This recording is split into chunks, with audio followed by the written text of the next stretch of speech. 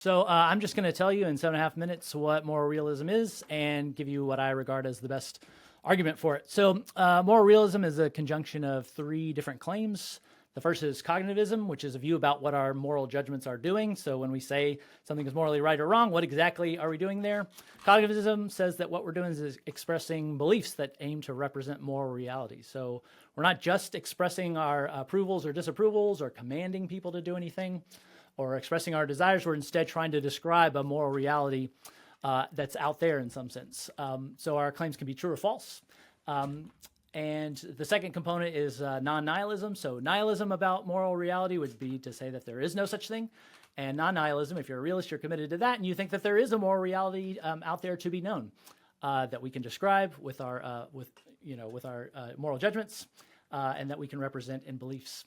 And then the last component is stance independent. So the idea is that there is a moral reality and it's out there. It's stance independent. It doesn't depend on anyone's attitudes in terms of they're taking a certain attitude toward the content of those things. So the moral truths don't depend on, for instance, the beliefs or the desires or the approvals of some actual or hypothetical agent. So it doesn't depend on God, doesn't depend on your culture, doesn't depend on you or anything like that. In this sense, the moral truths are like the physical truths or like the shape of the earth truths. So the earth is round and it doesn't matter if the whole world thinks that it's flat. As a matter of fact, it's round and there's nothing anybody can do about that because it doesn't depend on anyone's attitudes. So if you're a realist, there's this slogan that people sometimes say to sort of capture the view, which is that the moral truths are not invented, they're discovered. So they're like the physical truths. They're not like the days of the week truths. So we're having this discussion on a Monday. What makes it the case that today is Monday? It's really just our agreement. We sort of agreed that it's Monday. If we agreed that it was Wednesday, it would be Wednesday. The days of the week truths are invented, but the moral realist says, no, the moral truths are not like that. They're like the physical truths or shape of the earth truths. They are discovered. So why would anybody ever hold that view about moral reality? I'm going to give what I regard as the best argument for that conclusion. It's also just the explanation for why I'm a realist, so I endorse something like this argument. I endorse this argument not just about moral realism, but lots of other positions in philosophy. But here's roughly how it goes. So it begins with premise one. And just for a second, let me step back and just say what you're trying to do in an argument is you're trying to offer claims that you regard as plausible that entail a conclusion. And the argument is good to the extent that the claims are plausible and to the extent that it entails the conclusion. So what I want to show is just two premises that entail a conclusion, and the premises strike me as roughly as plausible as anything you're going to see in moral philosophy. So first premise is it's morally wrong to plow into pedestrians at a crosswalk for convenience. So I'm here at Purdue right now. A lot of times during the interchange between classes, there are tons of students that are in the crosswalk when I'm trying to get to my office. So I'm driving in my car and I want to get to my parking spot. And a lot of times there's like students there. And so, this question that comes to me sometimes, I mean, I don't really have this question, but you could ask yourself, like, should I plow into these students just to get to my parking spot in time? Should I plow into pedestrians at a crosswalk for convenience? And if you just reflect on that, it seems, no, it's not. It seems as clear as anything in philosophy that the answer to that question is no. It would be morally wrong for me to do that, even if I wanted to do it, even if like it would be, I could get away with it. I could like put on an invisibility cloak. I still shouldn't do it, even if I could get away with it. It seems that claim is as clear as anything that you'll find in philosophy. So you might have wanted like a really sophisticated argument. You may have wanted me to like appeal to some metaphysical principle. But the truth is like those sorts of principles are going to be highly controversial. They're going to be super abstract. They're going to make lots of commitments. So they're not going to be anything as nearly plausible as this claim right here. That's morally wrong to plow into pedestrians for convenience. Now, the second premise is there's no stance in virtue of which driving into pedestrians is wrong. In other words, if you reflect on, well, what makes it wrong to plow into pedestrians merely for convenience? It doesn't seem that it's wrong because people around here disapprove of that kind of thing, or people wouldn't like it if I did that kind of thing. It doesn't seem like it depends on my attitudes. Like, it's not the case that, because I condemn that kind of thing, that's what makes it morally wrong. The Eric command theory is not a very plausible theory about where our moral obligations come from. So it doesn't look like it depends on my stance or my culture's stance or even God's stance. So many people regard the Euthyphro dilemma as more or less decisive against the divine command theory. Most people are not divine command theorists for something like Euthyphro reasons. I take it that my anti-realist colleagues also think that the Euthyphro dilemma is an awesome argument against divine command theory. So the Euthyphro dilemma says, look, God couldn't possibly be the source of our moral obligations because if he commands us to do something, he either commands it because he sees that it's morally right or wrong for us to do that, and that's why he commands it. But that means that there's a moral standard independent of his commands that makes it the case that he's, giving us these commands. Or there's just nothing guiding his judgment. So there's no truths about morality independent of God, and he just commands us to do these things. But if that were the case, then his commands would be totally arbitrary. There'd be nothing backing them. They would have no authority because he just as easily could have commanded us to, he commanded us not to murder, but he just as easily could have commanded us to murder. And if he did, then, those would be the moral truths according to the divine command theory. But that doesn't seem plausible. Most people regard that as a knockdown argument against divine command theory, but fewer people notice that argument can be deployed against any view according to which you think a person's stance or attitudes or a group's attitudes determine the moral truths. You could always ask of that group or of that person, maybe the impartial spectator or the ideal observer or yourself under ideal conditions. You could always ask of that person, well, why do they issue the commands, or why do they have the attitudes that they have? Either there's a reason independent of their attitudes for their commands or their attitudes or whatever, in which case those are the truths determining what you ought to do, or they're entirely arbitrary, in which case they have no authority and they're not the kinds of things that could make it the case that you morally ought to do this or that. Okay, so if that's the case, that it's morally wrong to plow into pedestrians at a crosswalk for convenience, and most error theorists that I'm familiar with grant that is extremely plausible to them, but they, at the end of the day, don't endorse that claim because they have other claims that they draw on to undermine that view. They're error theorists because they have other arguments. And what I want to suggest is they're going to have to appeal to lots of different claims to support their error theory, to reject this claim that I have here. And what I want to suggest is none of the claims that they're going to draw on are going to be nearly as plausible as this claim right here. They're going to have to draw on lots of different claims, so multiple claims that are going to be highly abstract, highly controversial among moral philosophers, and not nearly as plausible as this claim right here. The other thing, sorry, I meant to mention this too. Not only is it the case that I can see that it doesn't depend on other people's attitudes, I know why it's wrong to plow into people at a crosswalk, and it has nothing to do with anybody's attitudes. It's because it causes enormous suffering for a trivial benefit, and that doesn't depend on anyone's attitudes, and that's what makes it wrong to plow into pedestrians. So the thing that makes it wrong to do that is an attitude-independent fact. So if that's right, it's morally wrong to plow into pedestrians at a crosswalk, and it doesn't depend on anyone's attitudes, and that means that there's at least one stance-independent moral truth, and moral realism is true. And that means that's the basic story about why you should be a moral realist. Perfect.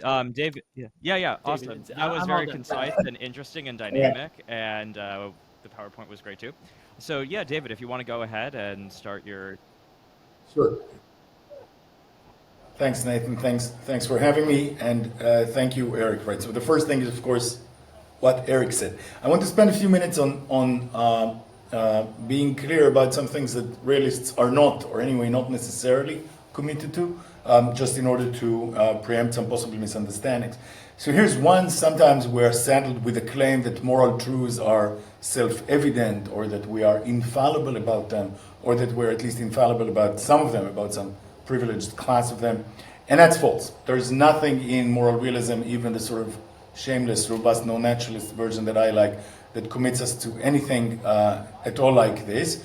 But it must be admitted that we still, nevertheless, have to supply some plausible epistemology that can vindicate some moral knowledge. So if we end up winning on the metaphysics at the price of being defenseless against an epistemic problem, like a kind of moral skepticism, that would not be a fun victory to have.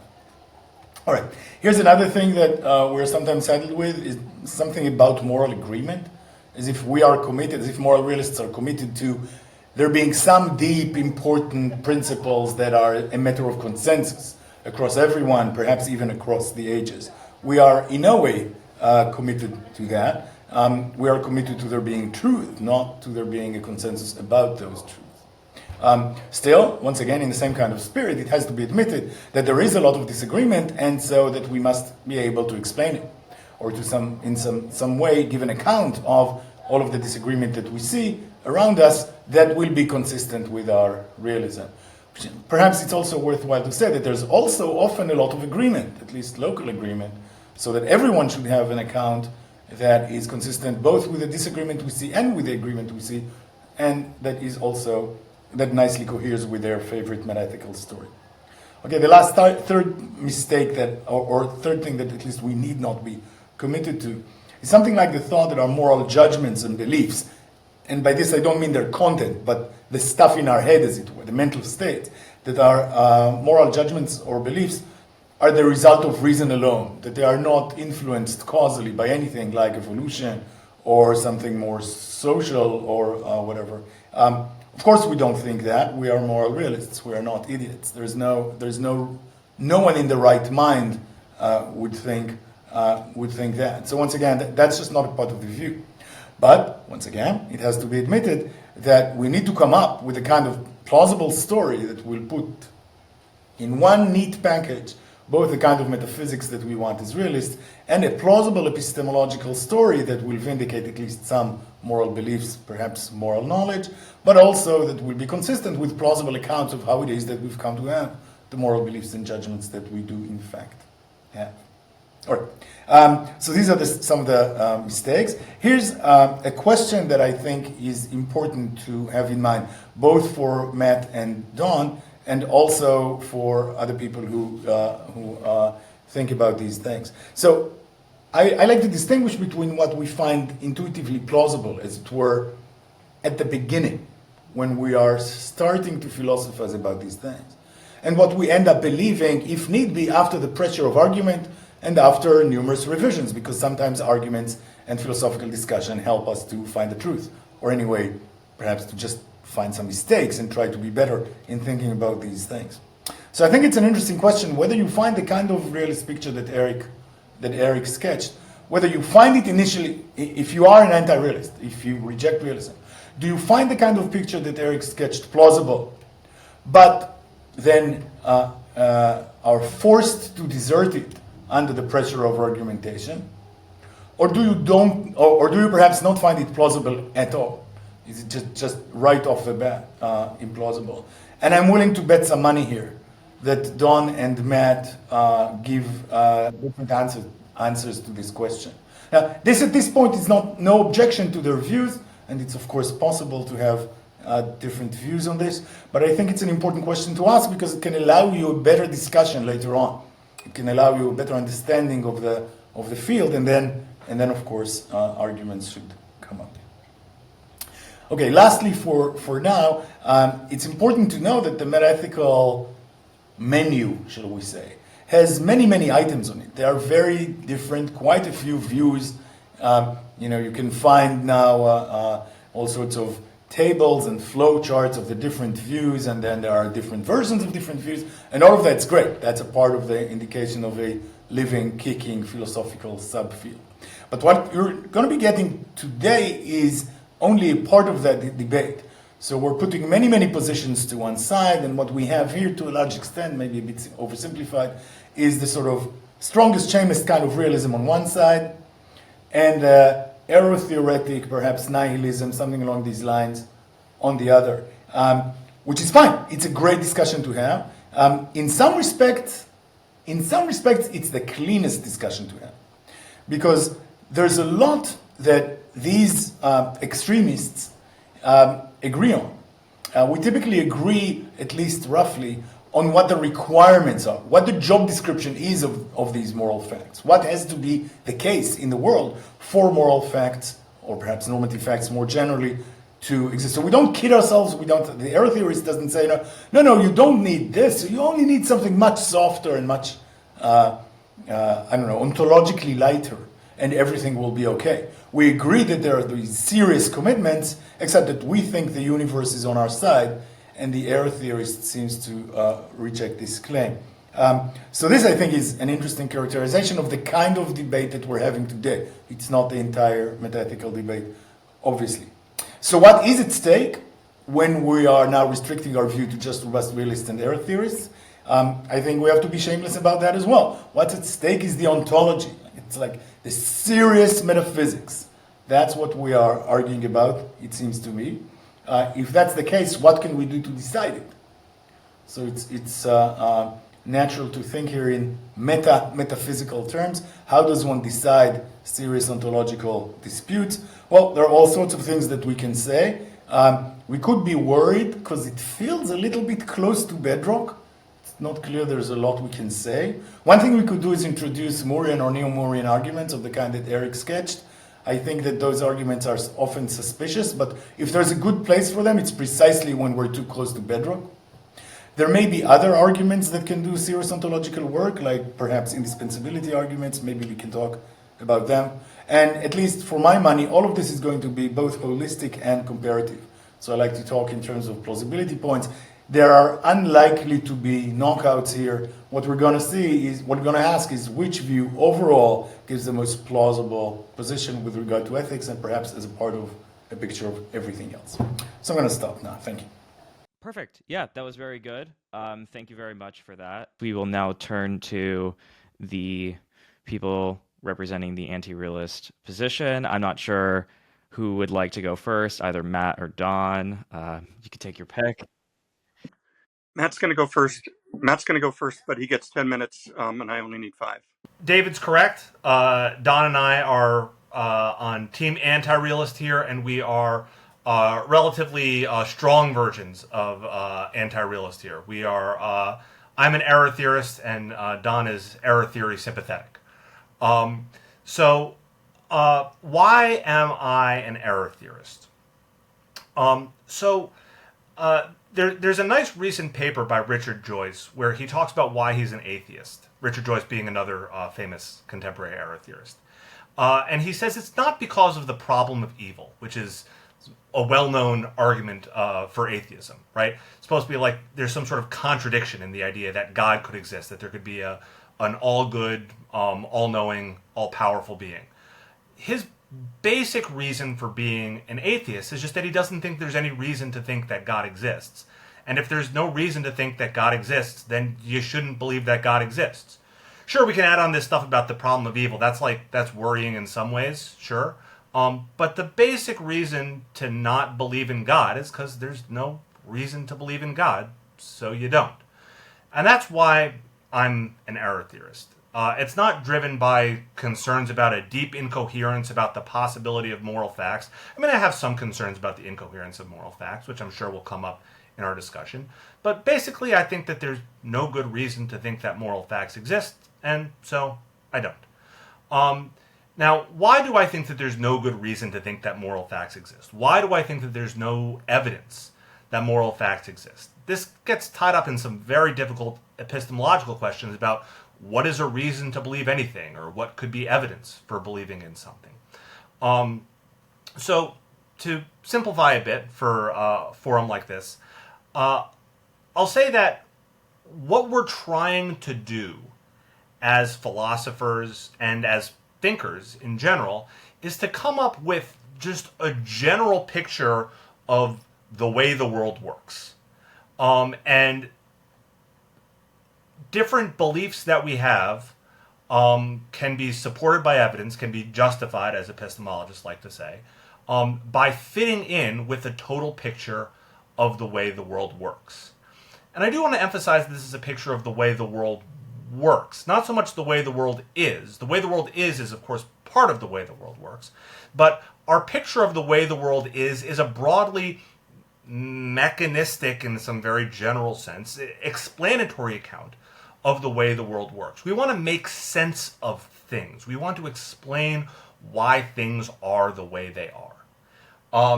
And this is how we come to have justified beliefs, evidentially supported beliefs in just about anything, right? When we see things, observe things around us in the world, then we are then justified in believing that things are the way that they are because they have the power to explain the phenomena that we experience around us. And most primarily, this has to do with explanations of our experiences. We make contact with the world, we make contact with reality through our experiences. And so what we're doing when we are forming beliefs about the world is we're coming up with a total explanatory worldview, a total account of the way the world works that can help make sense of why we have the experiences that we have. And so when this comes to the question of ethics, what experiences do we have, broadly construed, all right, experience in a very, very general sense, what experiences do we have that make us think that there are moral facts, if we do in fact think that, right? What are the experiences that purport to give us some reason to think that there are moral facts, and why do we have those experiences? So there's lots of different views that people can give about what sorts of experiences, again, experiences very broadly construed, might give us potentially some reason to believe in moral facts. But let's focus on a certain sort of experience. Let's call it a moral intuition, right? Just something seeming to be good or bad, right or wrong. So a famous example from the late Gilbert Harmon, it says imagine you're walking down the street and you see a group of hoodlums douse a cat in gasoline and light it on fire. And you have an immediate reaction. Oh my God, that's so awful. That's terrible. The poor cat, right? You then may form a belief that's wrong. I just witnessed something wrong. Now, what explains why you had that reaction? What explains why you had that reaction? And the basic skeptical argument that Harmon wants to push, and that I think is fundamentally correct, is that the reason why you had that experience has nothing to do with the fact that it's actually wrong to light the cat on fire.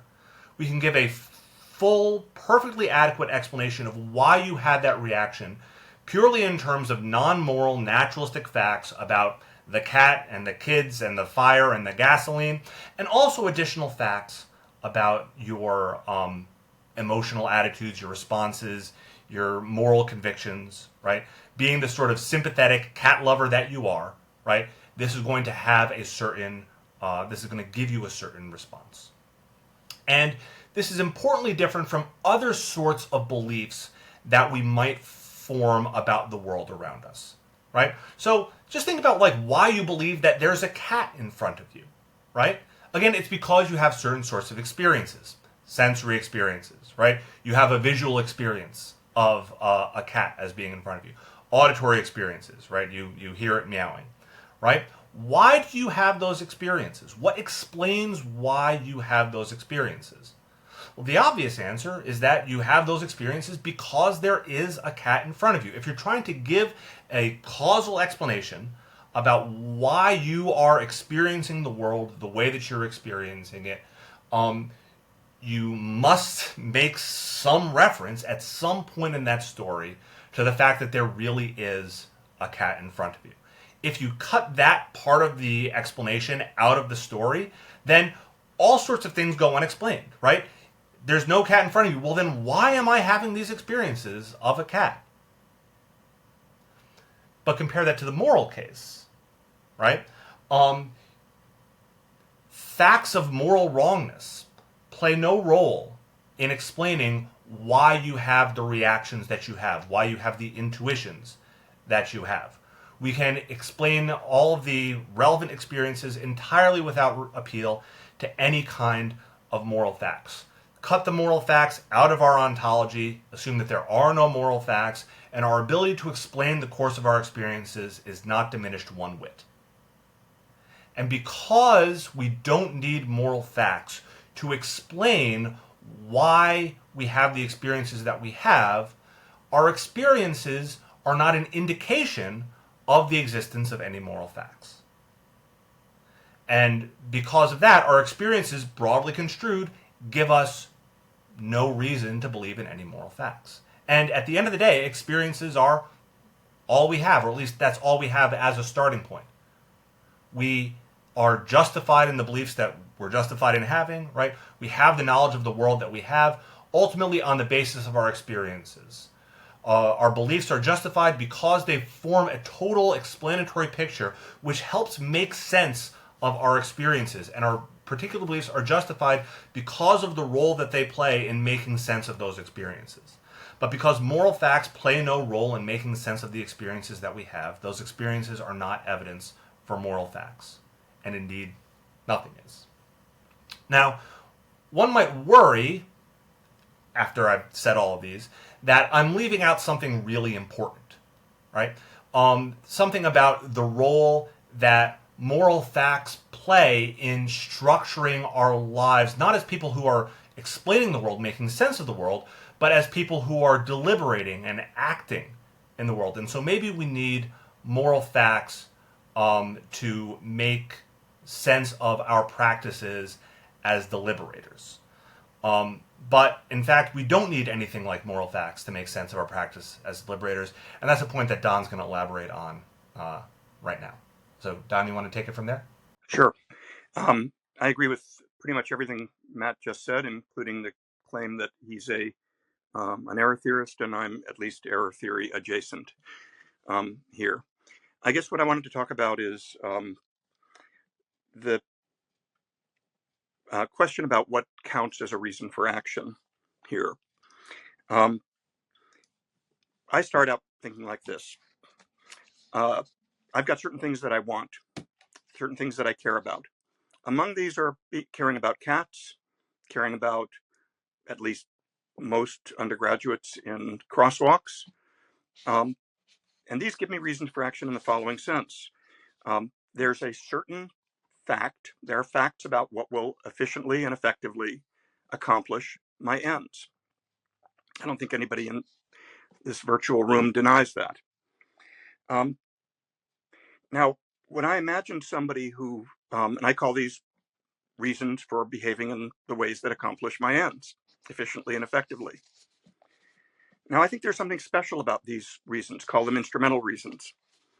When I imagine somebody who wants, say, only one thing, they want to be in Cleveland at 5 o'clock this afternoon. They've got a conference they want to attend, so they want to be in Cleveland because they want to attend this conference. And there's only one way to get to Cleveland. It's the number 23 bus. They know that. And they don't want anything inconsistent with that. They don't have other desires that trump that in any way, that give them countervailing reasons. They just want to get to Cleveland, and they know that the number 23 bus is the only one that's going to get them there in time. So knowing all that, they get on the number 25 bus, which is going in the opposite direction. Now, I want to claim that anybody who has desires can see something undesirable or something strange about that person's behavior. They're acting as though they don't want to get to Cleveland when they do want to get to, when, by hypothesis, they do want to get to Cleveland. And so there's a sense in which anybody with desires can see what's desirable about following one's instrumental reasons. Now, you may tell me that there are other kinds of reasons, and that when I say that I guide my conduct on the basis of what I take to be my best instrumental reasons of this sort, that I'm relying on these other sorts of reasons. But I'm just here to testify, at least, that for at least the last 30 years, I've rejected the claim that there are any other such reasons for action. And I've done just fine without them. So I don't think that in order to explain my reactions to things like encountering the students in the crosswalk, I have to hypothesize that they're reasons of some non-instrumental sort. In fact, I never rely on such reasons. To my knowledge, you may want to try to convince me that I'm relying on them all the time, but I don't realize that I am, as realists are often want to do. But I don't think so. I think I can explain what it is that's desirable about stopping at the crosswalk in terms of my desires. I can explain why I'm mad when other people don't do that, all in terms of what I care about. And I don't need to hypothesize any other sorts of reasons. And when others do, say a Kantian does. Kantian tells me that there are these special Kantian reasons, and you're irrational, and they coincide with morality. So if I have if morality requires a certain course of action, I've got an overriding categorical reason to behave in the way morality requires. I'm suspicious of that claim, and I'm suspicious that what they are referring to as a reason is that their position has all the benefits of theft over honest work. If somebody tells me I'm irrational, I want to avoid that because I don't want to be like that guy who's getting on the number 25 bus. But if somebody tells me that I'm irrational in the sense that I'm immoral, I wonder why they added the word irrational to the claim that I'm behaving immorally. And my fear is that they're trying to take some of the cachet that is associated with instrumental reasons and apply it to these non-instrumental reasons. Nobody wants to be irrational. Then you'd be like that guy who's trying to get to Cleveland and gets on the wrong bus, knowing it's the wrong bus. But if somebody tells me that I ought to ignore, I don't know what that means. That means I've got a minute. Yeah, by the way, so great openings from either side. I like the bus analogy, by the way. I think it's very informative. All right, and so with that, we'll go to David and Eric for their response / rebuttal portion of it. So yeah, if you guys want to start, go ahead. I mean, I do want to respond to the Harmon thing. Is that, were you also going to respond to that? No, I can do other stuff. There's enough for everyone. So should I? Yeah, so I'll just try to be quick about the Harmon thing. So yeah, so the idea that Harmon has there is that the moral truths aren't explaining anything about your reaction to the hoodlums burning the cat. And I guess my complaint about that is that it's not sufficiently curious about cause or about explanation in the way that I'll suggest here. So, I mean, if you see a cup on the table and I ask you, why do you believe that there's a cup on the table? And you say, oh, well, because I have this appearance as if there's a cup there. And I explain that by saying that, there probably is a cup there. Suppose I said to you, oh, no, I can explain why you think there's a cup there, and I don't need the cup at all. All I need is just the facts about your brain. So your brain is doing a certain thing that causes you to have the appearance as if there's a cup there. But all I need is the stuff going on in your brain. There doesn't need to be a cup. It's just the stuff in your brain. Now, you probably wouldn't be very impressed by that explanation, and you wouldn't think like, oh, well, now we have reason to dispense with the cup because my explanation isn't sufficiently curious about like, yes, the reason I have the appearance of a cup is because my brain's arranged a certain way. Why is my brain arranged in that certain way? And the answer is because there's a cup there. So now when it gets to the case of the cats burning the hoodlums, it's true that you can explain my judgments by appeal to my beliefs and my attitudes and things like that. Am I seeing the cat? But it's not sufficiently curious. Why are my beliefs that way? Why do I believe that it's wrong to burn cats this way? There's an explanation for that. What's the explanation? Well, we could go, maybe it's because my mom told me, like, you're not supposed to be, torturing kittens or whatever. But then we could ask, like, why did my mom teach me that? Where did she get that? Maybe it's something about culture, but then we could ask, like, why are cultures like that? And ultimately, I think that this is just going to push us to, like, the really foundational questions about moral epistemology, which is, like, how do we come to be in touch with these moral truths?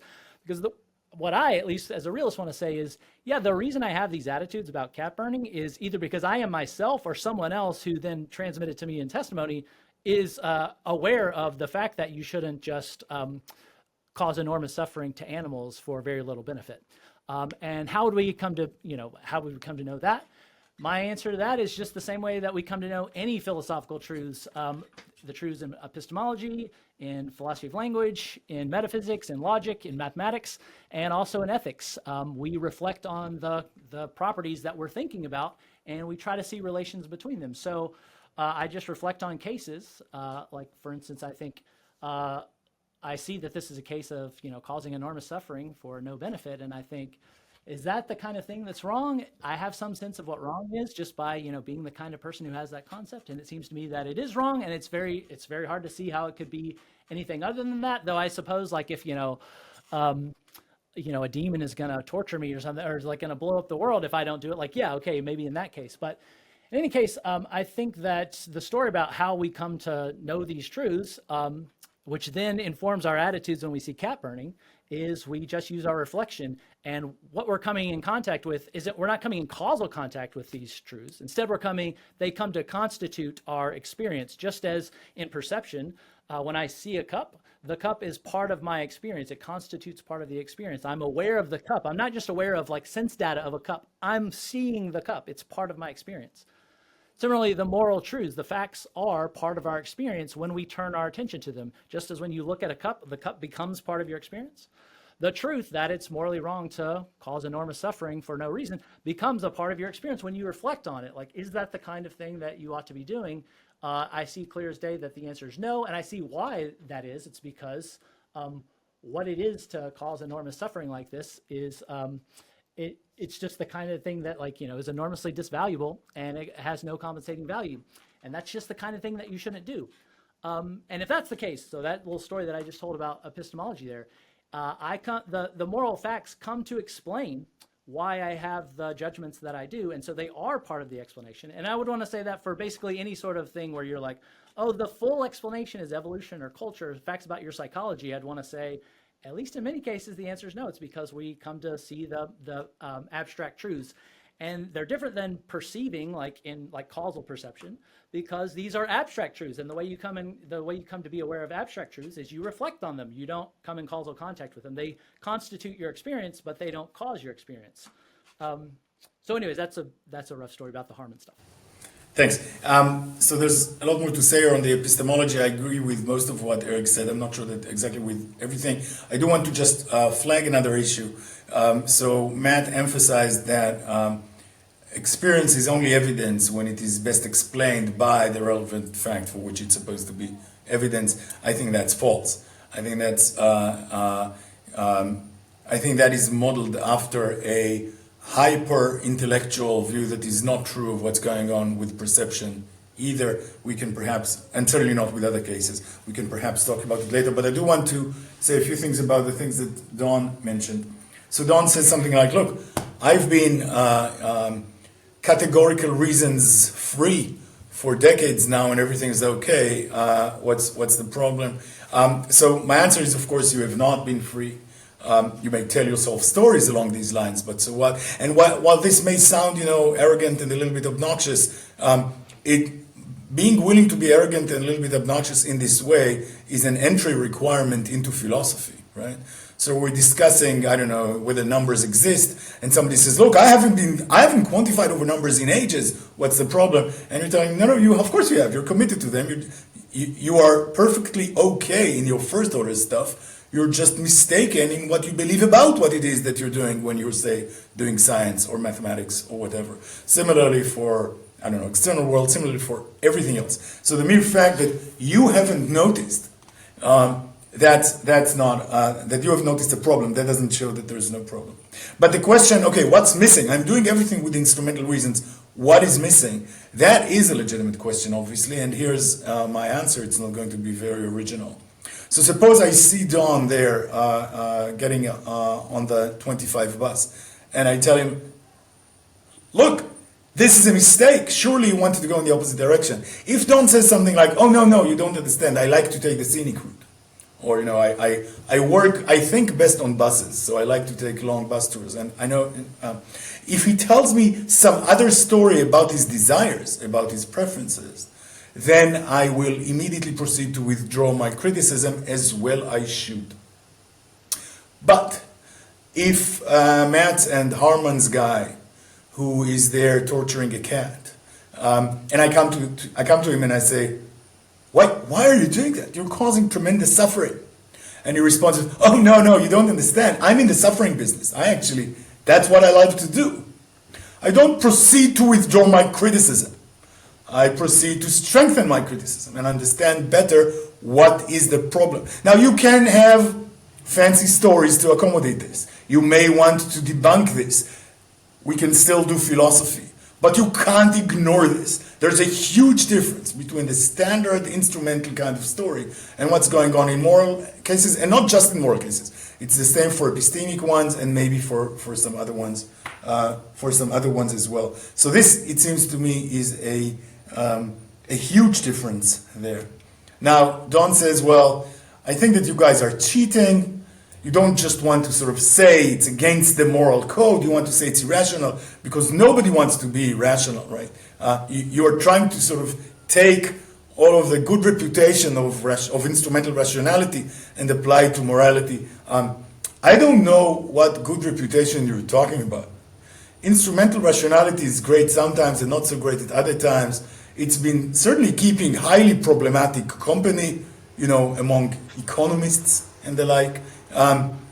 I think morality has much better cachet, or anyway, and I'm being a little unfair here, the right morality does, because morality has been keeping problematic company as well. The combination of all of this is just that humanity is a really problematic bunch. Okay, I think I'm going to stop now. I'm sure some of these things will come up later on as well. Perfect. Don, do you want to start? I do.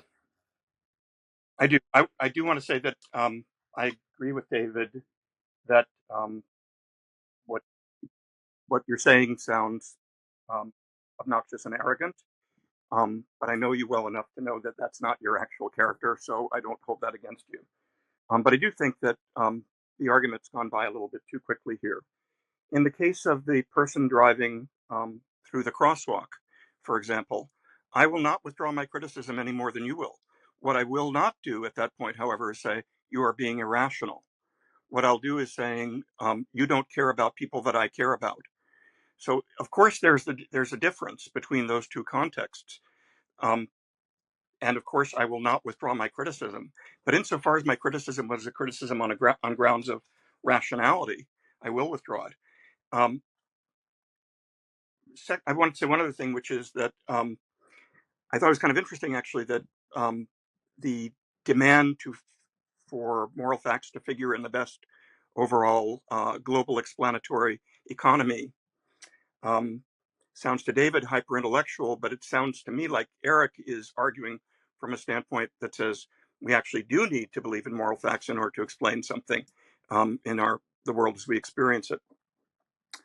But that argument, at least, that Eric meant, that you made, Eric, strikes me as a little bit quick, because you said we're failing, I think something like we're failing to be sufficiently imaginative, or we're not thinking deeply enough. Why do I believe that this is wrong? Maybe my parents taught me, but what made them think that? And my worry is that I don't disagree that those are legitimate explanatory questions to ask. But what went by pretty quick from my point of view was the claim that the explanation is that somebody somewhere down the line was in contact with moral reality is the obviously correct explanation. I don't deny that I need to explain why people believe, if I take this explanatory approach, this Harman style approach. I have qualms about Harman's way of putting it, actually, that I've expressed in an article. But I don't reject the sort of global explanatory picture. I don't think Matt does either. So I do think that I've got to explain why that happened, but I don't think that the explanation, somebody somewhere was in contact with moral reality, is at all successful, because I think it's just kind of a black box. There are these moral truths, and I'm aware of them, or somebody somewhere down the line was aware of them. And that's why we came to believe this. It doesn't sound like a model of a good explanation. It sounds kind of, in some ways, similar to Moliere's normative quality explanation. It sounds kind of empty to me.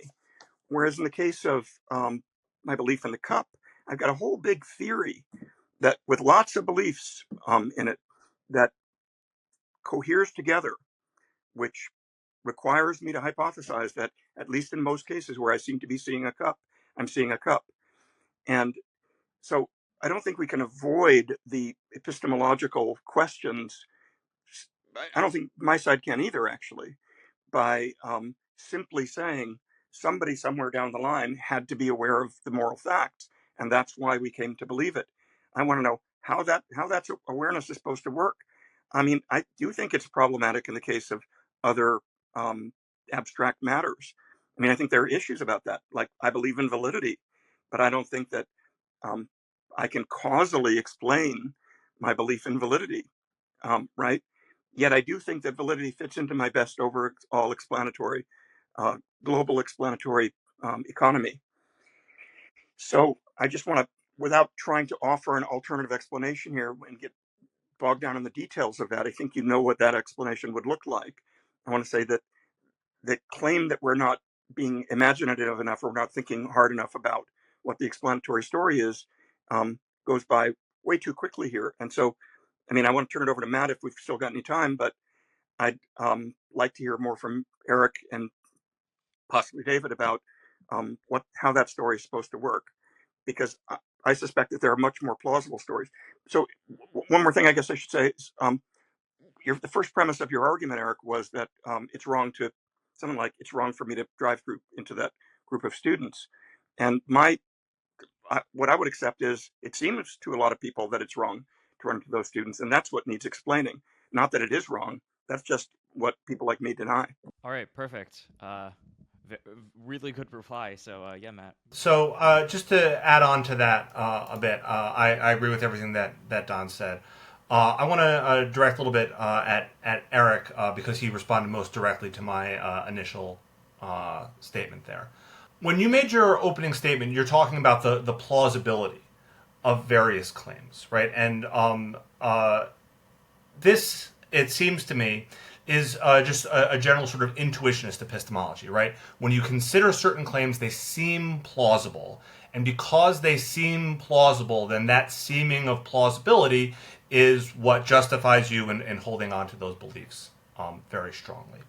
So I'm advancing a sort of general epistemic principle, controversial, I know, but I'll defend it, which is that in order for an experience to count as evidence for some claim, then there needs to be some connection between that experience and the claim itself. Now, you gestured in your response to me at how that connection is supposed to go. You talked not in terms of causation, but in terms of constitution, right? So you gave the example, when I see that there's a cup on the desk, the cup is a constituent of my experience of the cup on the desk. Well, that might be. What's kind of an issue here is sort of like how we want to draw, like draw like a little causal diagram, right, of the experience, right? What fits in the box of being part of the experience, right? What I was assuming is a sort of kind of old school John Locke indirect realist sort of view, where the experience is something purely mental, and then there are external objects which are then the cause of that experience. You're arguing that the external objects are part of the experience. The experience has both internal and external components, and the cup being on the desk is part of one of the components of that experience. I won't resist that. If you want to talk that sort of way, I think that's a perfectly sensible way to talk, right? But notice what you're doing here is you're still taking a larger sort of causal explanatory picture and just drawing the box in a slightly larger way, right? Saying that the cup on the desk fits into the experience box, right? Now, compare this to the moral case, right? We've got our moral intuitions, and the moral intuition itself is not the experience, just like the feeling that I have, right? The seeming plausibility. That's not all of the experience. We're missing part of the experience. We need to make that box bigger. But I'm wondering then what fits in the box. What fits in that bigger box? Because in the case of the experience of the cup on the desk, there's a physical cup on the desk, and there is a causal relationship between that cup and my sensory apparatus and how all that is supposed to work. In the case of the moral intuition, the moral knowledge by moral intuition, it's not just the experience, it's also the moral facts somehow being in contact with that intellectual experience that I'm having. That doesn't quite make sense to me. Now, you're right that this gets into some really, really complicated questions about the nature and possibility of a priori knowledge in general, right? But I've got my own views about how a priori knowledge works, and I'm not going to get into all the details there unless you want to push it in that direction concretely. But I want to at least start by noticing this is a very old and very difficult puzzle in philosophy for very good reason. How in the world are you going to know about things in the world about a mind-independent, stance-independent reality simply by thinking about it, unless there's some sort of a connection between that reality that you're thinking about and the thoughts themselves. I mean, this is something that Plato worried about. Plato's answer, of course, is that we are all souls, and before we're born, our souls exist in heaven, where they're in contact with the forms which are the truth makers for our abstract beliefs. We are then in a kind of causal contact with the forms themselves and learn by causal contact with the forms what the relationships between those forms are. We then forget what those are, and then when our souls are embodied, we can then be prompted to remember what we had learned by causal contact with the forms before our birth. That's all very silly. Now, I don't think that that's your view, but I don't know what view you might have which is less silly than that. All right. What a way to end. It seems like we're going to have a lot of fodder for the question and answer portion, which we are now transitioning into. Okay. So with that, I suppose we will now go into some questions. If you guys had any prepared or wanted to ask, I suppose that this would be the opportunity to do so. Oh yeah, Don? Yeah. So I guess I am not as generous as Matt when it comes to the cup constituting part of my experience, because I'm not really sure what that means. It sounds like a metaphor to me. I mean, you don't think that this I wish I had a cup handy that I could hold up, but I can hold up this clock, right? And I'm having an experience as if I'm seeing a clock, and my experience, there's metaphorically, we could say my experience contains the clock, but we don't think that this thing is actually in my head, right? It's not one of the things that I'm experiencing. So what you mean is I'm having an experience as if of seeing a clock, and the best explanation for that is that there's a clock there. But that's so now we're back to arguing about whether moral facts figure in the best explanation of anything, right, including of my experience. And I'm still waiting for an argument for that conclusion.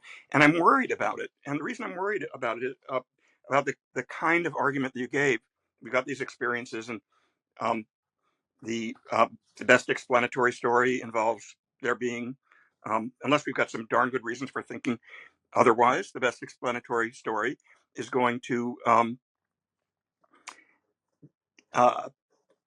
suggest that these experiences are veridical, right?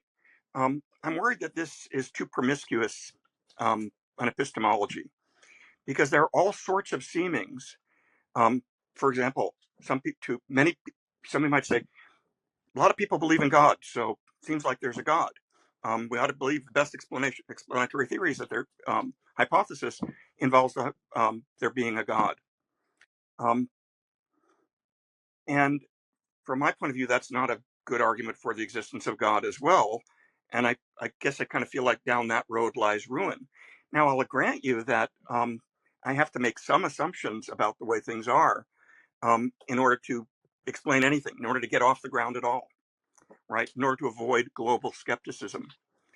But I don't want to multiply that any further than I have to. I find that to be kind of philosophically embarrassing, that I have to make that philosophy relies on dogmatism in some sense, at least if we're to avoid skepticism.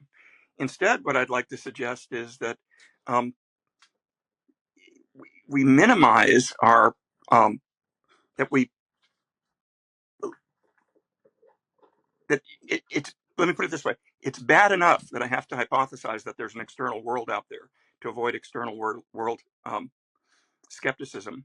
But the idea that I want to say, but since I'm allowed to do that, I'm allowed to believe in all sorts of other stuff unless other people can come up with darn good arguments to the contrary. Because it sure seems to me like there are ghosts and witches, and there are, and it seems, and Matt gave the example when we were talking earlier, it seems to the paranoid like everybody really is out to get that person, right?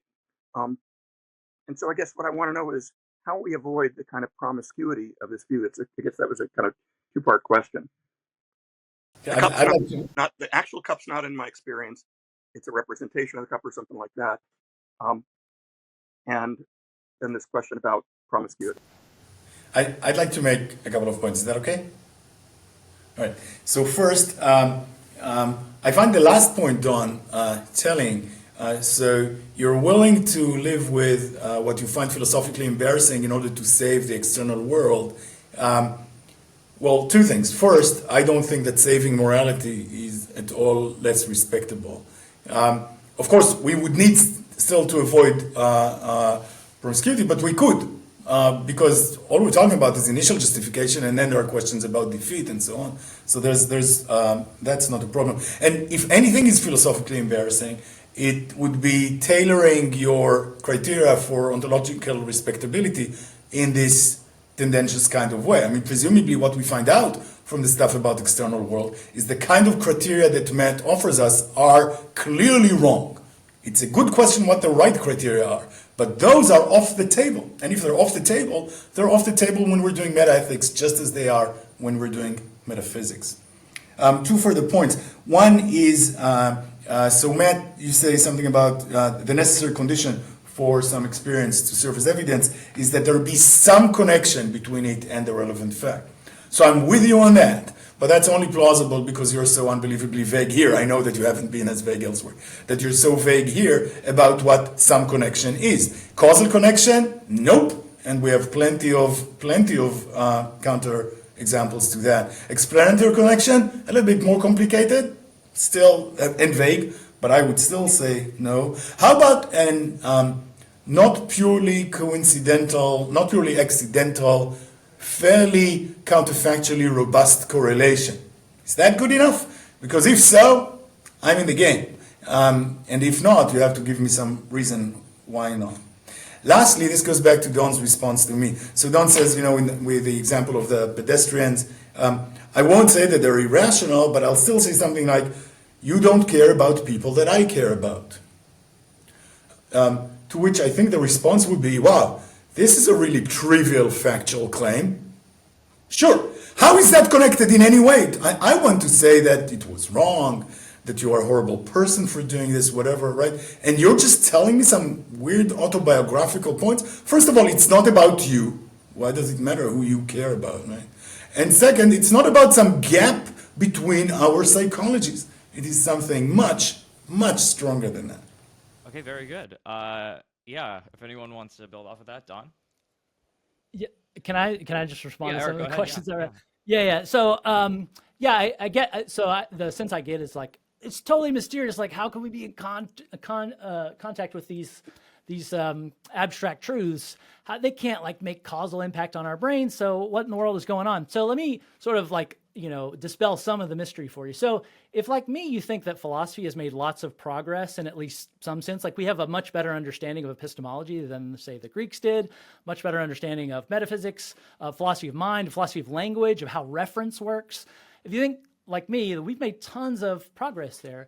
Note that I think that's right. How did we do that? Well, I don't think it's by like coming in causal contact with the truths about reference or knowledge or what to do in cases of peer disagreement or, what are the explanatory virtues and how much they should be weighted when we're doing inference to the best explanation.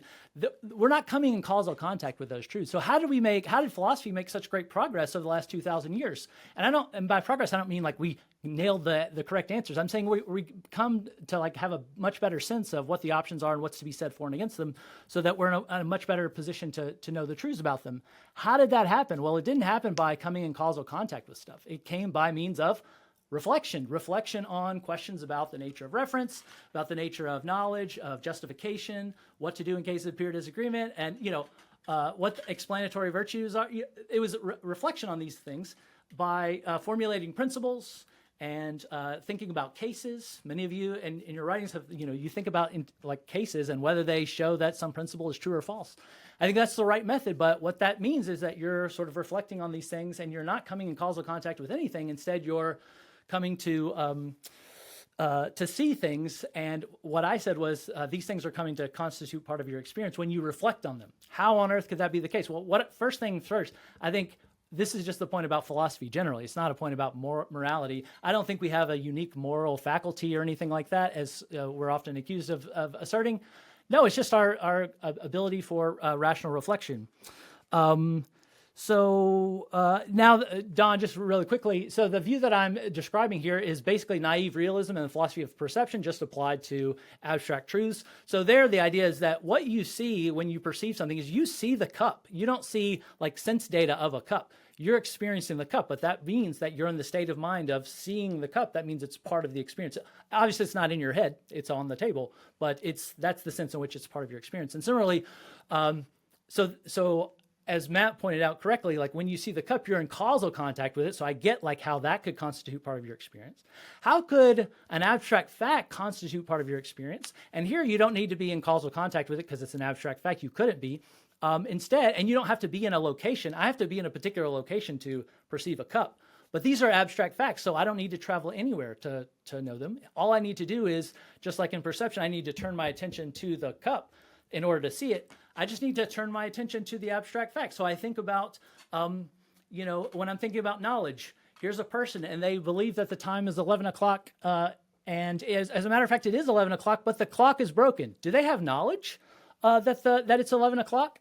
I think we all think, no, this is a Gettier case. They have justified true belief, but they don't have knowledge. How did we come to see that? Well, we didn't come in causal contact with anything. Instead, we turned our attention to this putative abstract fact, and we just tried to see by understanding the nature of clocks and time and knowledge, we came to see that this is a fact about knowledge, that you could have justified true belief and fail to have knowledge. So anyways, the point was just to say, this epistemology that I'm suggesting has a history in philosophy of perception. It's just applied to abstract objects. And furthermore, I think it's the story about all of philosophy. So it's not uniquely mysterious. And in fact, I think you guys yourselves are going to need to draw on some sort of story about how we can come in contact with abstract a priori truths. Otherwise, you're not going to be able to tell a story about whatever you want to say about inference to the best explanation or epistemology or metaphysics. All of that stuff, you're going to need to talk about abstract truths that you don't come in causal contact with. And I think, we're all on the same, playing field here, and I'm not embarrassed by that at all. So if I can respond to that briefly, because it seems like we keep on circling back to this point, which as well we should, it's an important point, right? How can we have knowledge of abstract truths in general? How is a priori knowledge possible? My answer to that, and I don't claim to speak for Don here, and also I'm going to be very sketchy because we are we don't have a lot of time to get into the details here, is to accept a broadly sort of Humean or Kantian view. This is, I guess, view is more associated with Kant, but I think Hume is really the better source here, which is just to say that these sort of objects of philosophical study and objects of philosophical reflection, these are concepts that we have innately. Hume would resist saying that we have innate concepts, but we do at least have innate habits of mind, which we can know by reflection, and I think that's really basically the same thing. So when it comes to knowledge, for instance, let's focus on the Gettier case, because I think this is relatively straightforward. I think that the human mind is constituted in a certain way to form beliefs in response to how it makes contact with the world. And there are some sort of successful belief-forming processes which result in true beliefs in the right sort of way. And by reflecting on how our minds work when they are working as they were intended to work, in a non-theistic sense of intended to work, just like evolutionarily, the gears are interlocking correctly with our sense mechanisms, which is interlocking correctly with the world. We form true beliefs in a certain sort of way, which is important to us, given the sorts of cognitive lives that we have.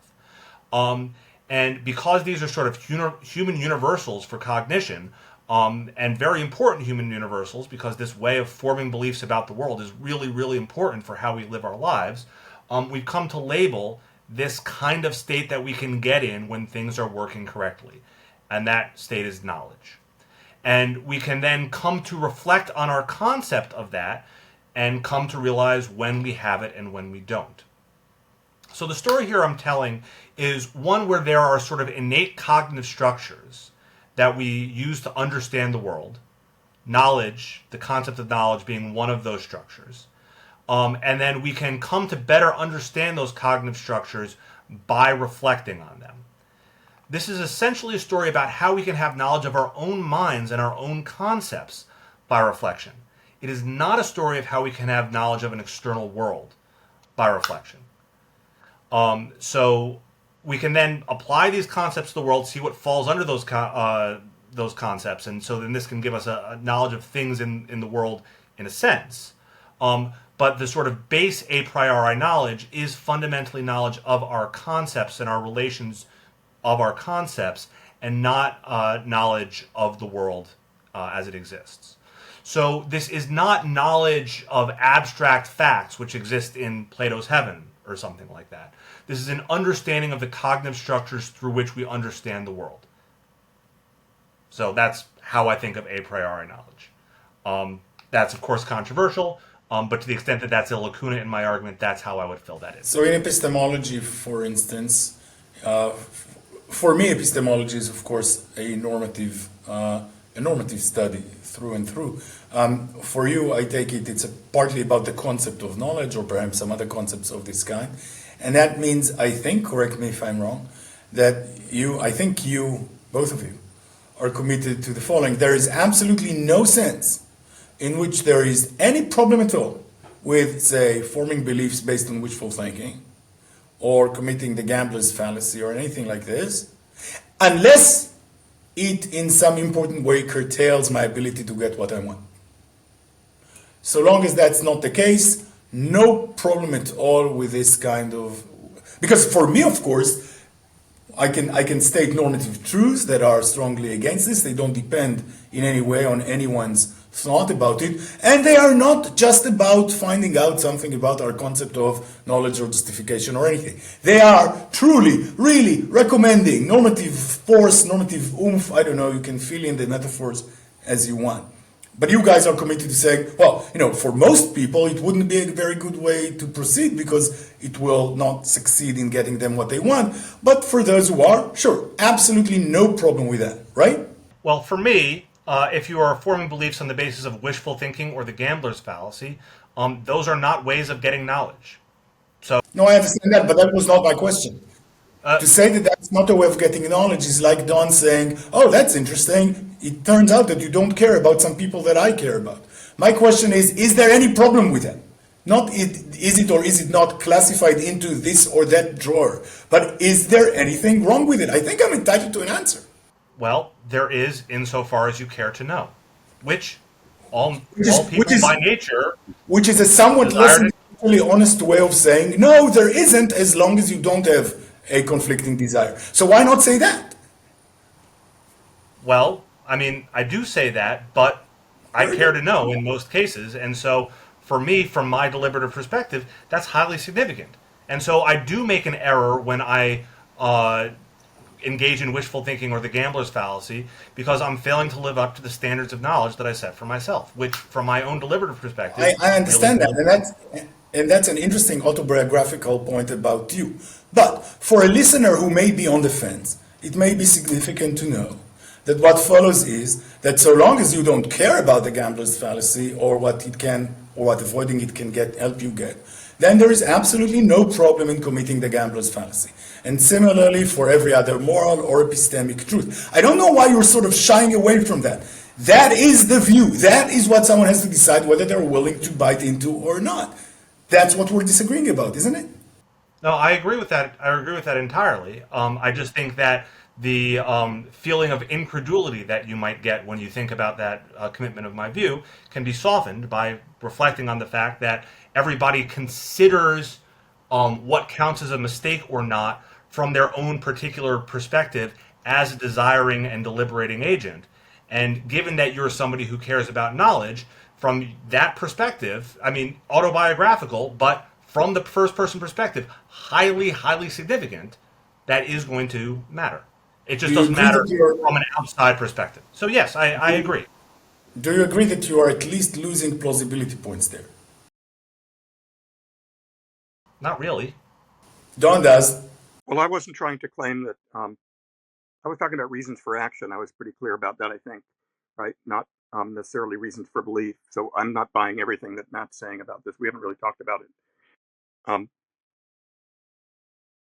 But I'll give you, I mean, I guess I also want to say something. I want to say something very quick because we don't have much more time and we've got people asking to ask questions about this. But when we talk about the there is this kind of argument from tone of voice, David, that you I think you keep making, and that is, you know, um, you're willing to accept the external world, but you're embarrassed by that. But you're not embarrassed by not being willing to accept morality, you know. And then the voice goes up, and suddenly I'm supposed to be embarrassed by that, but um, I'm not. Um, I don't think that that person has a reason to stop. I think I have a reason to try to stop that person. I have a reason to imprison that person if they do it. I have a reason to create a system of penalties and all that sort of thing. But what I was claiming is that the person who fails to stop at the crosswalk may, I think under ordinary circumstances, they probably are irrational. But I think in some cases, in these kind of bizarre cases that we imagine, they're not instrumentally irrational, and therefore they're not being irrational. Do I disapprove of what they do? For sure, right? Anyway, But then I really go Moorean together with Eric. So on one side, there's a claim this person who really tortures a cat or whatever, or is about to he or she has a reason to stop what they're doing. That's one proposition. On the other side, there's, let's say, some of the fancy epistemological stuff that Matt was going for. And at the end of the day, you're going to have to choose an entire package, perhaps a world view, that's going to include one of these but not the other. Now I'm still open to the possibility that at the end of the day, Matt's picture is going to be just so miraculous in other terms that I'm going to have to live with this horrible result. What I have little patience for is denying that it's a horrible result. If it comes down just to whether asserting that he has a reason to stop or going for this fancy epistemological stuff, I know where I stand, and I know where, indeed, each and every member of our audience members do, as do you, Don and Matt. as a matter of philosophical methodology, I think it's probably better.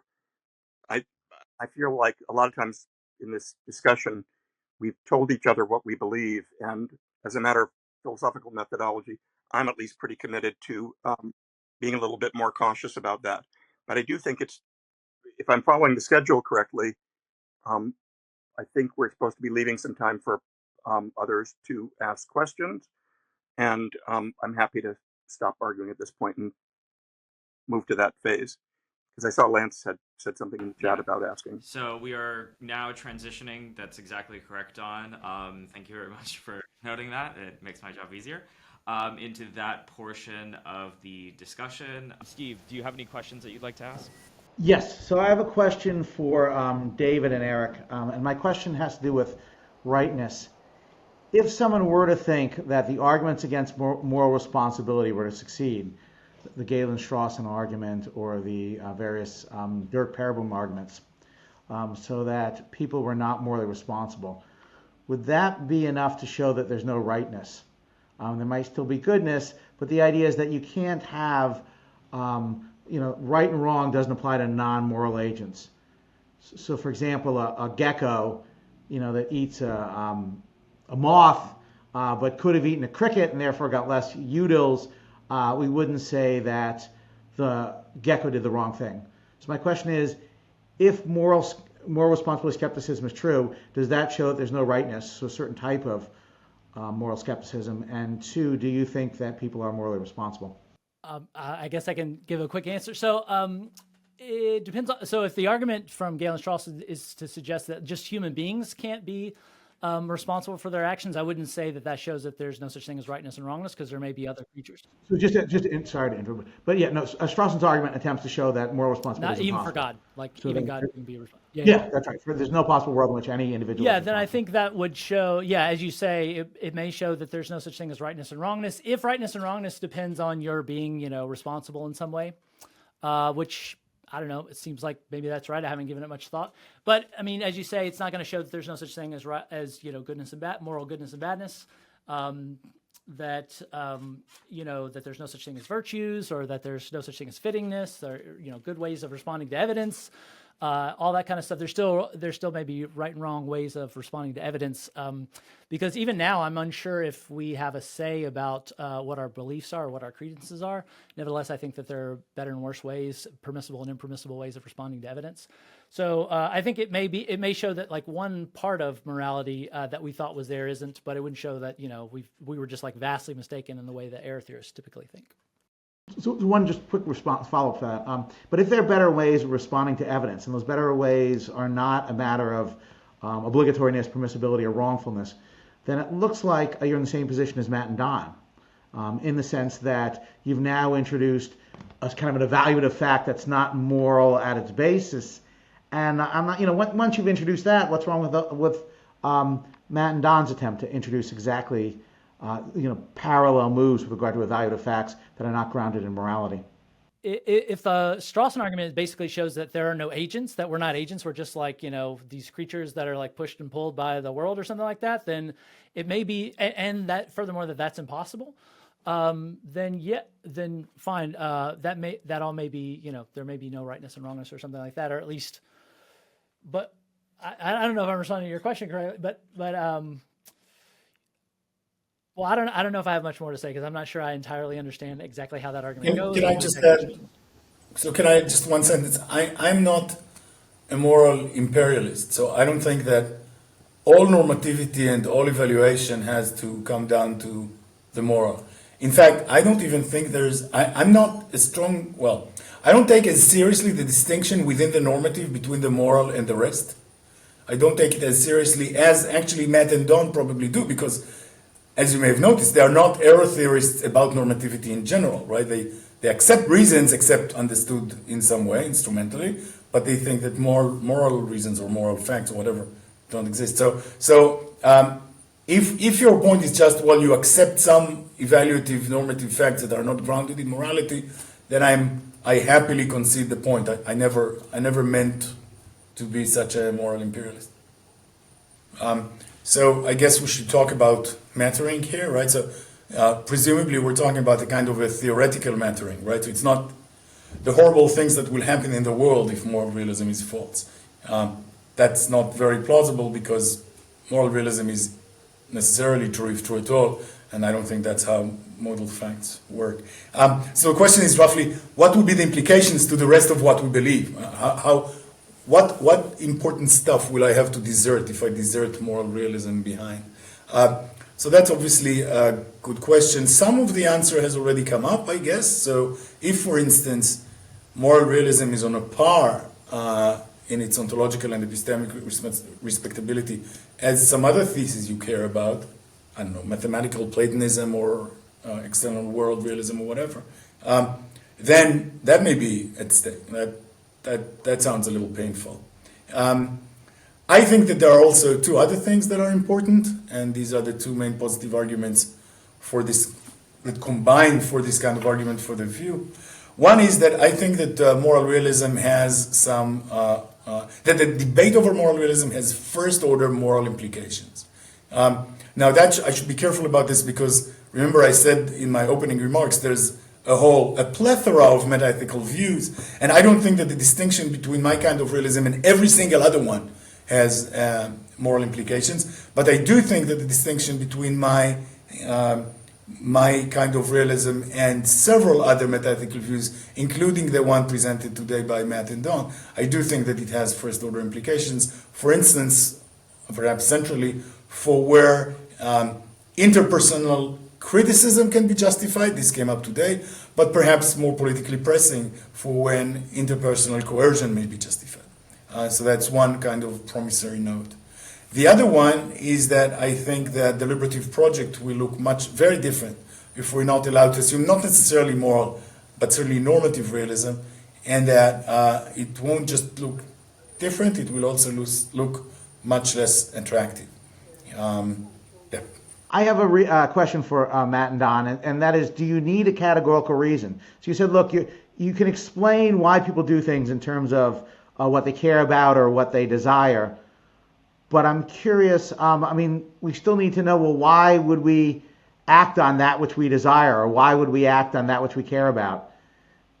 Don't we need a non-hypothetical reason that is a categorical reason at some level. And I'm wondering, how can a desire what we care about act as a foundational categorical desire? Gosh, I don't think it's categorical at all, or foundational. I mean, I just care about stuff. And I think anybody who wants anything can understand why I'm especially interested in in acting in ways that help me to realize what, or to acquire whatever it is that I want, right? I don't think that it's important that I get what I want or anything like that. It's just important to me. So I'm not. I feel like I'm not completely understanding the premise of the question, but from my point of view, it's not a big issue. I just care about stuff, and being the case, I mean, if you ask me, like, why do I care about what I care about? I'd have a lot of trouble answering that question, but I wouldn't say that caring is categorical or anything like that. So maybe I've answered you. Maybe I misunderstood your question. I'm not sure, Steve. So I think you have answered it, but I guess my question is, isn't there a problem with regress with just extrinsic or instrumental reasons? Doesn't there have to be some reason that is a categorical reason? Otherwise, as you point out, the issue is why care about what you care about, or why have why desire that which you desire. Don't you fail to provide a reason for action? You've only provided an instrument. I'm perfectly fine dropping talk of my having reasons for action in favor of saying something about the relationship between certain behaviors and my desires. And as somebody with desires, that relationship matters a lot to me. And I suspect it does to anybody else that has desires. So if you ask me, you know, why do you like the foods that you like? I could give you a causal answer for that. But I mean, do you have some reason for liking the foods that you like? I just like them. Why do I care about other people? I just care about them. I'm not embarrassed by that. I'm comfortable with it. And I do, as anybody who knows me will attest. Can I just say, Steve, you asked Don something like, but how can you get more, or sorry, but these are merely instrumental reasons, right? And I take it that by that merely, you presupposed precisely what Don wants to reject. There is no merely about instrumental reasons. That's enough. So this can go either way, right? I don't think you have posed a new challenge to Don, because that's what he's been saying all along. On the other hand, to the extent that you are left with some discomfort that makes you still ask the question, perhaps this is an indication that you are not yet fully convinced. Perfect. So I definitely have some questions that I would like to ask. Probably not revealing my own positions, because I think that, as the moderator, I just have to ask those types of things. So I guess one question that I want to ask is a question about disagreement, if that's okay. So here we are. This is for, let's say, whoever wants to answer it. So here's the first statement. If non-cognitivism and emotivism, prescriptivism or relativism is true, then we cannot explain moral disagreement. So that's the first statement. If cognitivism and error theory is true, then we cannot explain how facts justify moral propositions, for example, Nazi killing. If 1 and 2, then non-moral realism is false. I suspect at least one negation was in the wrong place there. Non-moral realism or moral non-realism, or? Yeah, so that should say then moral realism is then anti-realism is false. That's what you should say. I mean, just a quick reaction. I mean, my first inclination is to deny premise 2, which says if cognitivism is true, then we cannot explain how facts justify moral propositions, for example, Nazi killing. I guess if cognitivism is true and realism is true, so cognitivism is just one of the components of realism, then we can explain why it's wrong why Nazi killing is wrong. And it's something about the suffering that it causes for the sake of, I don't know, whatever the Nazis are up to, something about the intrinsic value of persons or something like that. In any case, if there are value facts or there are facts about what you ought not to do, and we can describe those in language, that's all cognitivism says, then we could explain, why certain acts are right or wrong. So, sorry, I think Am I understanding this argument correctly? It looks like just an argument for realism by elimination, right? Saying that non-cognitivist views have a problem with disagreement, and then cognitivist error theory has a problem with justifying moral propositions, and therefore realism must be true. Is that the argument? All right. Yeah. So obviously, I'm just going to deny premise two there, right? But for a very different reason than Eric, right? I'm just going to deny the datum, right? We can't explain how facts justify moral propositions. Well, there are no facts that justify moral propositions, right? So that's what I'm going to reject. I think that's the right dialectically. That's precisely the thing for Matt to say. But I think that this should to our millions of viewers who are probably on the fence.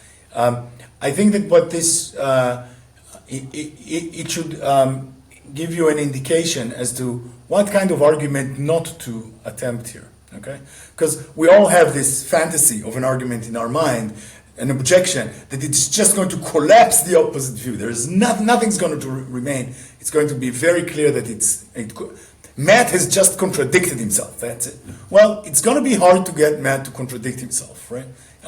If you can, all the power to you. That's a great philosophical victory, and I'm not cynical. It's also great philosophical progress. But in all likelihood, that's not going to happen. Right? There's not going to be just this clever wording that we haven't come up with, and that once you do, Matt's view will disappear. Right? That's not how things will go.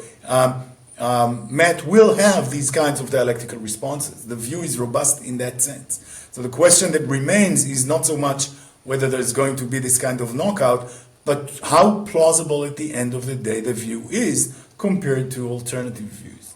And learning to live with that, with understanding that that's about as much as we're going to get, I think that's a part of philosophically growing up. Can I just say, I totally agree with that. I've always found given a lot of plausibility points to the plausibility point way of looking at philosophy. By the way, I'm not sure, I'm not sympathetic at all with non-cognitivism, but I don't think that I accept the first premise of the argument either on their behalf. If it's supposed to be the problem that Moore talked about at the beginning of ethics, that's that's about subjectivism. I'm not sure why. I mean, non-cognitive. Even Ayer talked about a way. I think it was a preface to the second edition talked about the way in which non-cognitivists can accommodate moral disagreement. They think of it as disagreement in attitude, right? Not in belief. Okay, perfect. Steve, go ahead. I just had a question about the sort of necessity involved in the supervenience of the non-natural properties on the base properties. And I'm curious if that's logical, if it produces logical necessity, metaphysical necessity, or a nomological necessity. I'm worried that it's not logical necessity, but if it's not logical necessity, then it seems there's this possibility that moral truths come out differently. And that's for Eric and David. Eric, you want to take it? I know you've written about this, so I mean, I'll let you take it if you want. But I have something to say, but it's going to be very similar to. I'm not sure that So I should say the following. I'm not sure I'll be able to rehearse everything now. Not because we don't have time, because I'm not sure I can right now.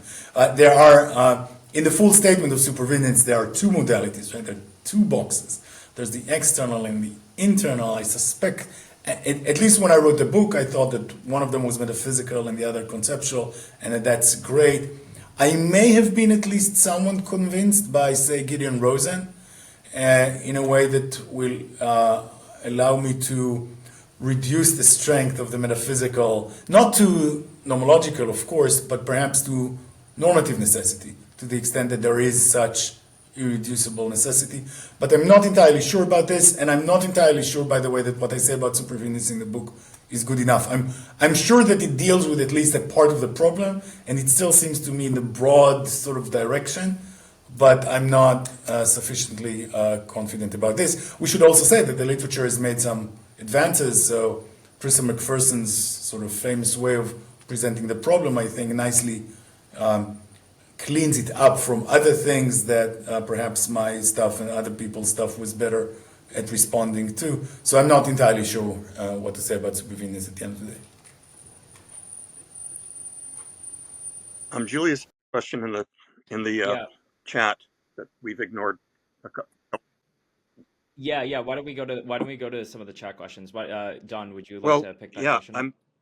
thanks for the question, Julius. I'm not sure I completely understand it, I guess. I don't think that those are objectively wrong.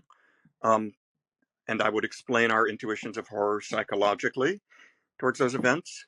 I do think that there's a difference between saying that, I mean, I think in arguments over moral realism, this has come up in other places actually.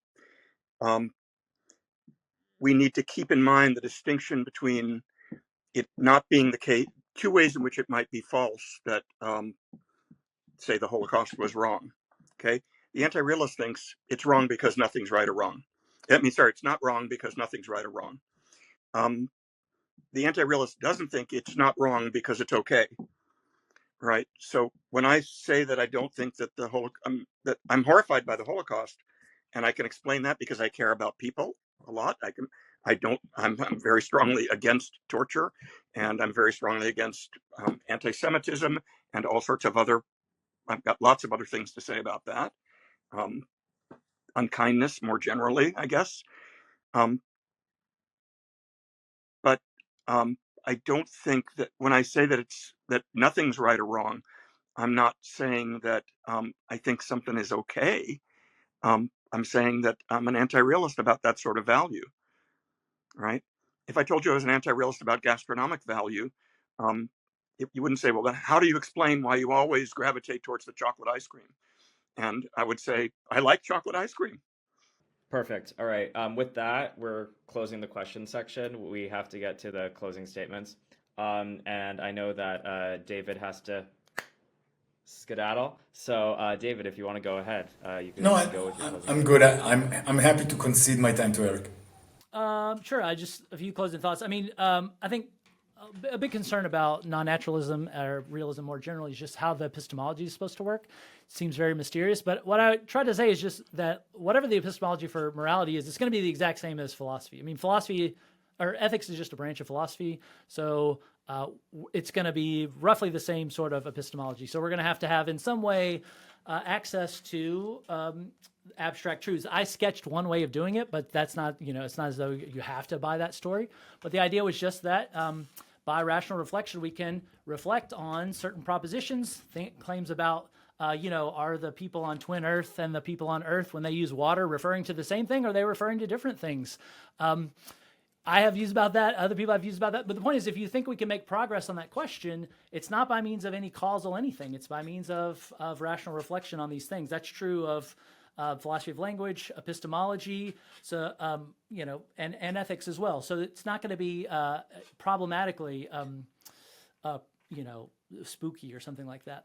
The other thing is that the thing about error theory and moral skepticism generally is that it often imposes very strong conditions on knowledge, or on you shouldn't believe something exists unless it meets the following conditions.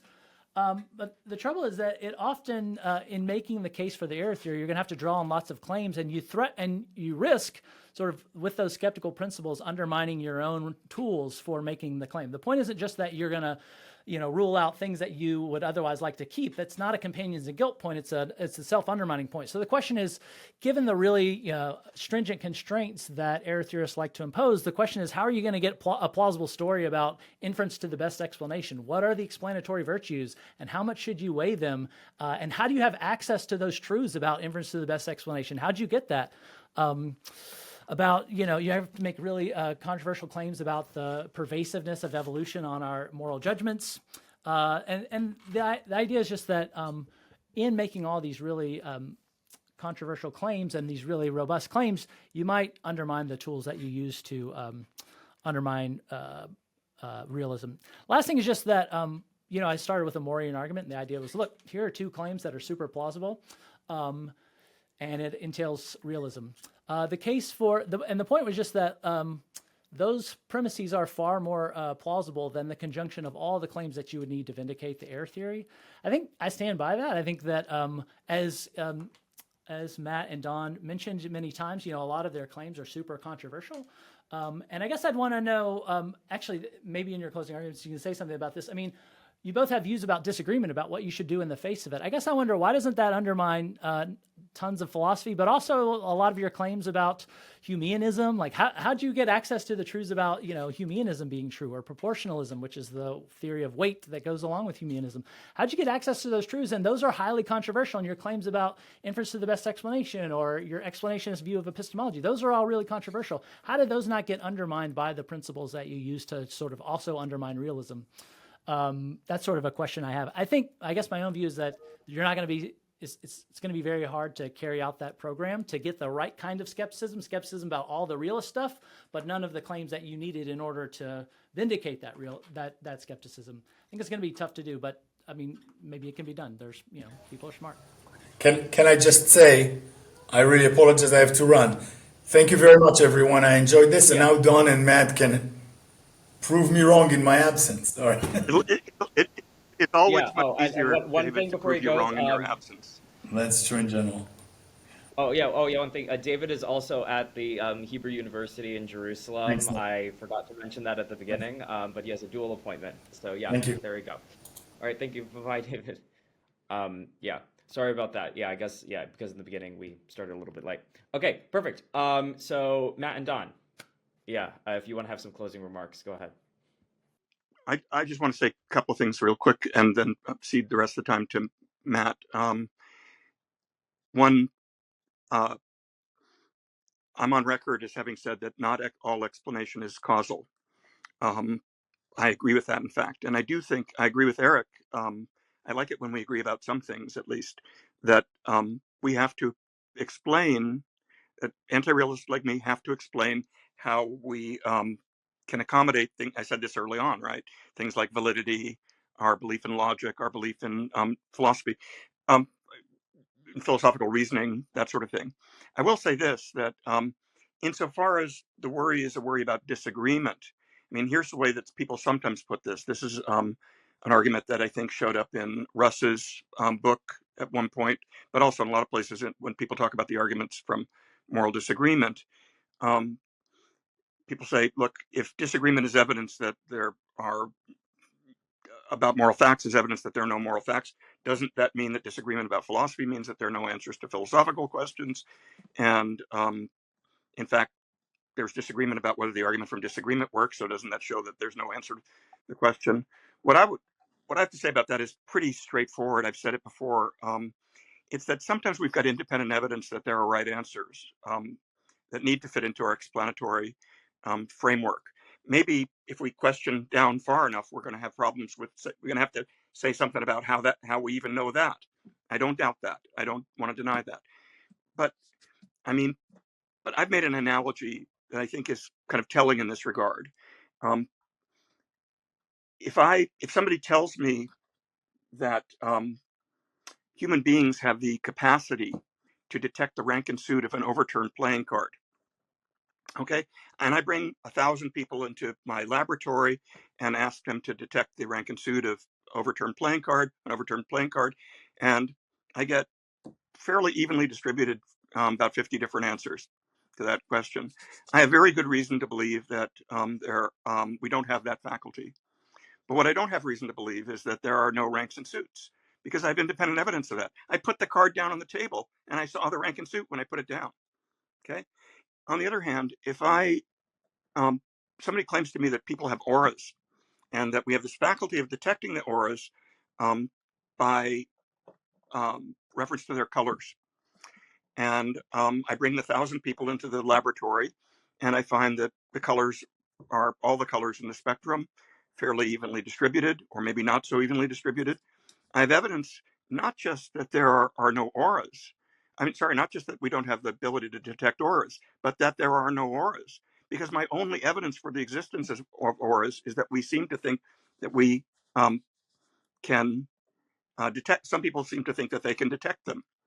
So in the case of philosophy, some questions clearly have answers, unless you want to press me at that bottom level that I was saying I'm not trying to answer right now. For example, is there a God? If you define God clearly enough, is there a God or not? Right? Is the God of the Pope is talking about a real God or not? That's got an answer.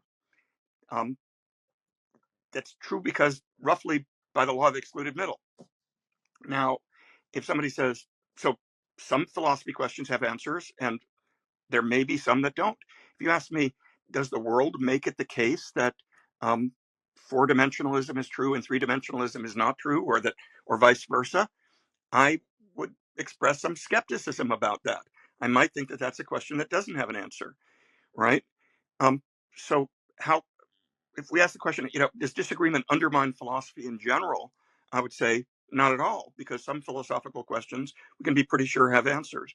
We can haggle about which ones do and which ones don't, but I'm not worried about that kind of self-undermining, at least.